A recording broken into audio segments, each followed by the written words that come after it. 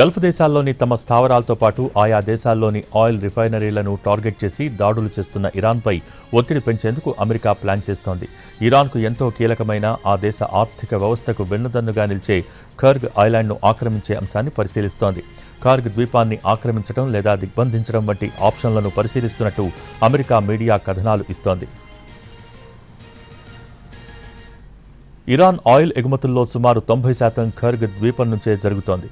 దీంతో ఖర్గ్పై ట్రంప్ కన్నేశారు. ఖర్గ్ ఐలాండ్ను ఆక్రమించడమో నిర్బంధించడమో చేస్తే దాడులు చేస్తున్న ఇరాన్ను కట్టడి చేయవచ్చని అమెరికా భావిస్తోంది. అయితే ఖర్గ్పై చర్యలు తీసుకుంటే అమెరికా సైన్యం నేరుగా ఇరాన్ దాడి పరిధిలోకి వెళ్లే ప్రమాదం ఉన్నట్టు విశ్లేషకులు హెచ్చరిస్తున్నారు.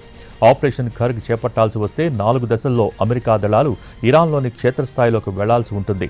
మొదట ద్వీపంలోని ఇరాన్ రాడార్లు, గగనతల రక్షణ వ్యవస్థలు, యాంటీ షిప్ క్షిపణుల బ్యాటరీలపై భారీగా దాడులు చేయాలి.